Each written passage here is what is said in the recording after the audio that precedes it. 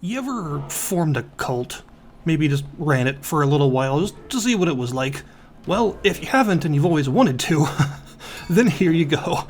Hello, it's Silver. This is Cult of the Lamb. I decided to take a look at this because it just recently released a very large sort of first update, and it seemed like the perfect time to jump into it and see what it was like.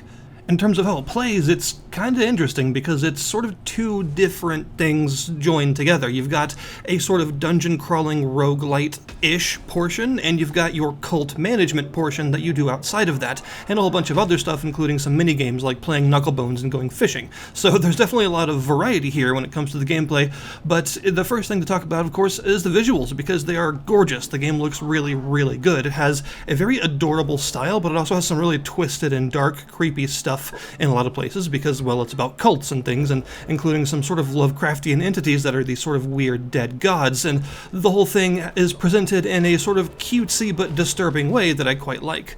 And the whole idea is you're a lamb, a sacrificial lamb in fact, and during your sacrifice by the four bishops of this land, the sort of gods themselves, a fifth entity intercepts your soul and puts you back in your body, and wants you to start a cult for it, which is definitely a horrible idea, but here you are, you kind of owe it to the guy, and it turns out he is basically the fifth of these gods that is being kept sealed away by the other four, and your job is to start a cult for the worship of this entity as well as defeat the other four bishops to unseal your master. And you'll do this mostly by gathering various new adherents to your cult and helping to build up your cult's base with all sorts of different structures and things to aid in the worship and some other upgrades and things. And the idea basically behind the whole thing is you gotta manage your cult and keep them happy while also managing to do a lot of dungeon crawling and stuff to defeat the bishops one at a time. So you're always darting back and forth between actual combat areas and stuff and then coming back home to make sure everyone's happy and fed and has everything they need. And the combat portion takes place in one of the four big areas, each owned by one of the bishops, and they're each themed visually very differently from each other and have very different enemy types and things, and of course very different bosses to face, and they get harder and harder as you go on. And you will start out in the first room by being given a weapon of some kind and a spell, which is called a curse. And though there's actually quite a few different kinds of weapons in the game, at first you'll only have access to a couple of simple weapons and curses, but as you upgrade your cult, you'll find more of them. You'll unlock all sorts of extra types.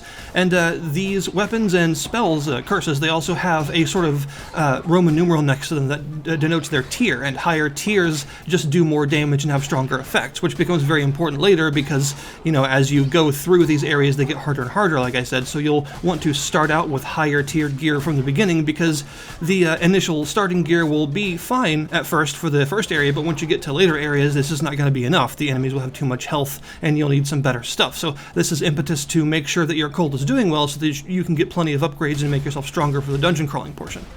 You have a basic sort of light combo, and eventually you can unlock a heavy attack that is different for each weapon type, and you have 3 charges of whatever curse you have equipped.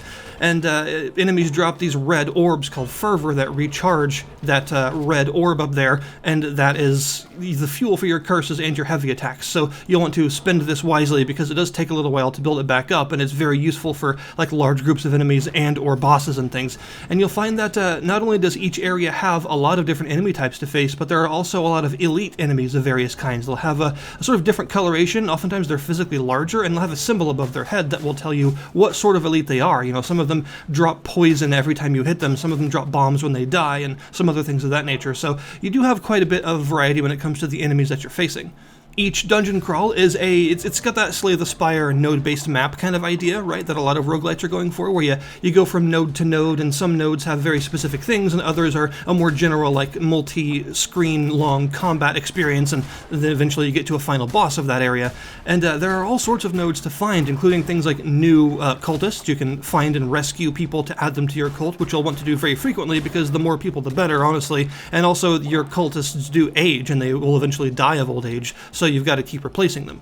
You can also find stuff like tarot cards. You'll have a few of these, I think around 15 of them unlocked at first, and sometimes you'll find them in chests, but you'll also find a an NPC that gives you a choice between two different ones sometimes in certain rooms while exploring. And tarot cards tend to be very powerful. They're worth finding because they have pretty significant effects, and they also have rarities. Occasionally you'll find a sort of silvery glowing tarot card that will do the same thing as its original version but stronger, and then very rarely you can find a sort of rainbow like foil sheen one, and this will be much more powerful than its original. And you can hold quite a few of these, so it's definitely worth finding them. You can also find a trinket of some kind eventually. These are sort of activatable items that all have different recharge times that tend to be very powerful if used correctly, but they're often very situational as well.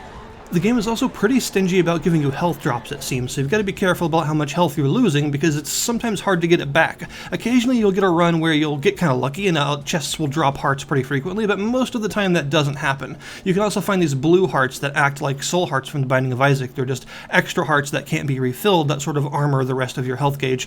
But yeah, you got to be careful, and you'll start out with only 3 hearts, each one taking 2 hits to deplete, and you'll eventually be able to upgrade to 4 hearts pretty quickly, but that's about as high as it'll go easily. So you don't have that much health in this game. You've got to be relatively careful. And then once you get through all the various nodes to the end, you'll face a boss of some kind, and the boss fights are generally pretty fun. Oftentimes they have multiple phases, and they are like very visually interesting and disturbing looking. And once you beat the boss, the sort of end door of that location will light up, and once you beat 3 of the bosses, all of the lights will light up, and you can face the bishop, the final boss of that area, beat them, and you can unlock the next area. Now, as far as the cult management side goes, there's actually quite a bit here. I was surprised with how in-depth it actually was, and you've got various cultists that you can assign to all sorts of different things, like chopping wood, mining stone, just materials for building more structures and things. You can also eventually get actual like lumber mills and stone mines, so that even when your area runs out of natural resources, you can still have a source of them to assign people to.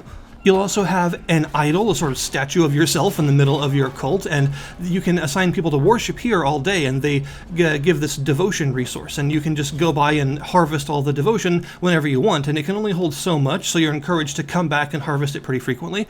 And this devotion, as you gather it, eventually it will level you up, and there's a sort of like skill tree, kind of a tech tree for your cult, that these skill points that you get from leveling up your devotion actually allows you to progress through, and these unlock things like new structures as well as large upgrades for your whole cult itself. So you want to be gathering this devotion as much as possible because there are all sorts of important structures to make, from things like tombs, for instance, because having rotting bodies out in the open tends to not be so good for morale, and you want to put them somewhere. You've also got areas that allow your followers to give you gifts, areas that allow you to take confessions from your followers, which levels them up more quickly. Leveled up followers, they give you a bunch of devotion and a tablet, a fragment of a tablet, which I'll explain in a minute, every time you level them up, as well as I think they just get more efficient at what they do as well. And you can also get farms, for instance. Farms are pretty important because you got to keep your people fed, and also there are some other things that you can plant, like these flowers, the camellia flowers, that you can use to heal sick followers more quickly, because when someone gets sick, you have to assign them to bed rest or they'll die within a couple of days, but it takes a few days of bed rest for them to get unsick. So eventually, using this tech tree, you can unlock a sort of field hospital kind of idea where you can actually send people, spend about 15 of these flowers, and unsick them right there on the spot.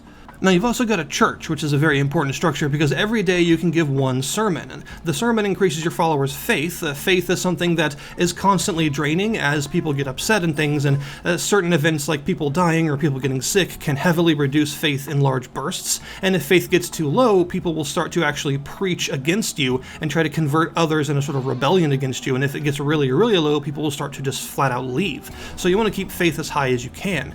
But another use for sermons is that you get a second devotion-like resource every time you make a sermon, and once this resource fills up, you can unlock a different kind of tech tree that works the same as the other one, but is full of different stuff. Instead of being upgrades and structures for your whole cult, these are for combat. All of your sermon upgrades are combat upgrades, the ability to find new types of weapons, new types of curses, the ability to give yourself more maximum health, and things of that nature. And then there are these tablet fragments that I mentioned. You can find them while exploring, but like I said, one of the most reliable ways to get them is to level up your followers. That'll give you a fragment. Once you get 3 fragments, they will combine into a tablet, and you can spend this tablet to enact a new edict for your cult. And there are 5 different points on a sort of pentagram, and there are 4 levels for each of those points. And when you spend one of these, you select one, and you'll get 2 different mutually exclusive choices. You can only choose one of them, and they will either be some sort of passive perk that all of your cultists get, or it will be a new ritual ritual unlock that you can perform. You can perform rituals by using bones, which you get from killing enemies. So you want to be unlocking these things pretty often. They're really useful. Like, for instance, one of them gives you the ritual to actually revive someone who has died. This costs a lot of bones, 150 of them by default, but it does allow you to bring back a high-level follower that you want back at full health and young again so that they can live a while longer, although it does reduce faith a little bit, probably because people don't like being pulled out of the afterlife and back onto the world.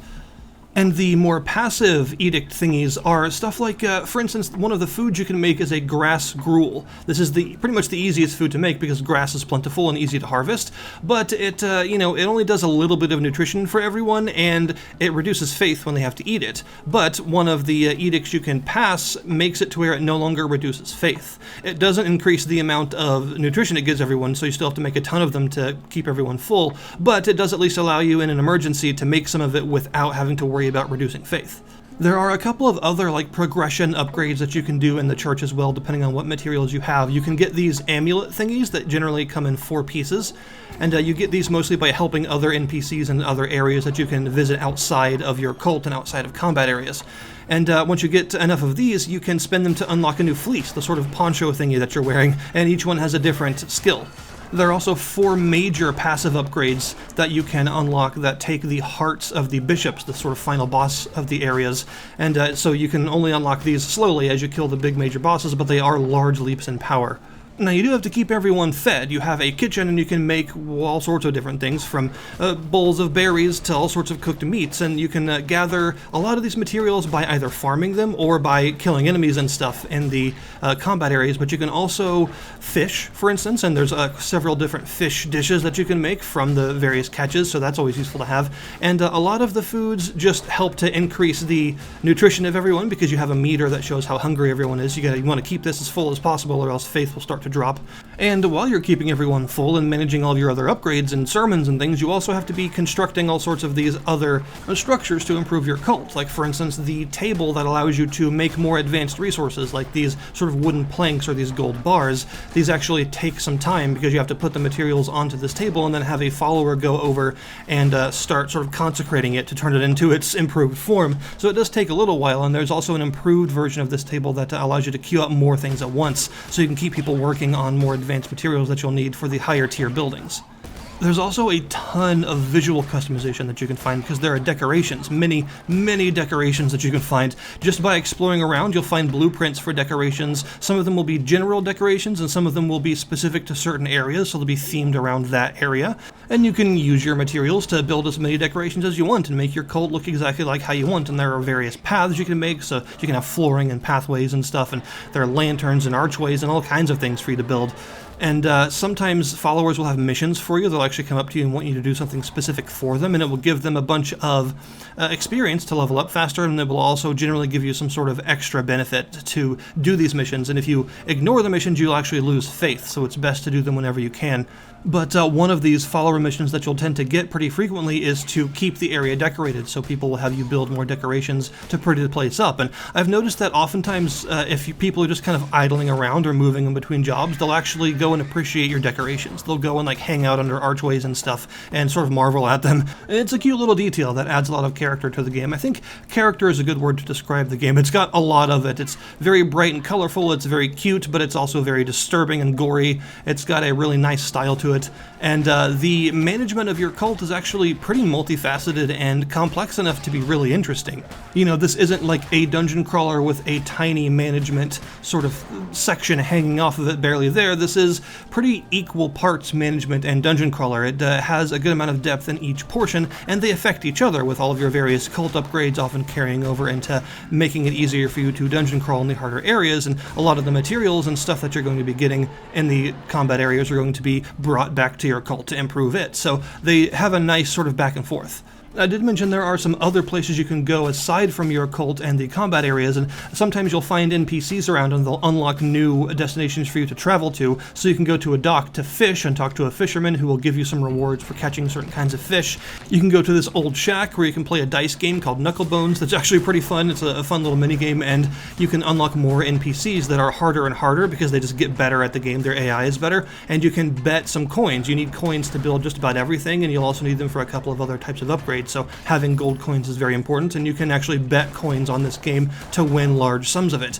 You'll eventually also find some other stuff, like the sort of hive-minded mushroom colony, where you can do a couple of quests for some of those fleece amulet thingies, and you can also spend some of your coins to buy and unlock new tarot cards and new decoration types at this place. So there's definitely a good amount of variety in the NPCs and what they can do for you. You'll also find an NPC that will sell you followers, so that if you're having trouble getting followers and you need more around the spot, you can just buy them.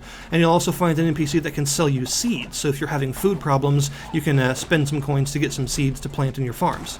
So overall, it's a really fully featured sort of dungeon crawler management hybrid. It manages to do a really cool fusion of those genres really well, and the way that they interact with each other and keep sort of buffing each other as you go through the game makes for a really fun progression. It feels good to make your cult better, to make your combat better, to fight harder bosses, to make your cult even better. It's a nice sort of progression ladder that you're climbing, and it feels good. So this is definitely a game that I would highly recommend because it has so much style, so much character, and the gameplay loop is very satisfying and very engrossing. So it's something that's easy to jump into, even if it's just for like an hour or so and feel like you've accomplished something, or you can dive in for like 4 hours and beat a hard boss and feel even better. So yeah, there's a lot here for a lot of different kinds of people that enjoy dungeon crawlers, that enjoy management games. There's enough depth in both sides to please a lot of camps, I feel. So I will put the link in the description below this video, as always, to the Steam store page for Cult of the Lamb, so that you can go and check it out. Their newest update just recently dropped, and there's probably going to be more on the way, so that's awesome to see. Thank you guys very much for watching, and I'll see you next time.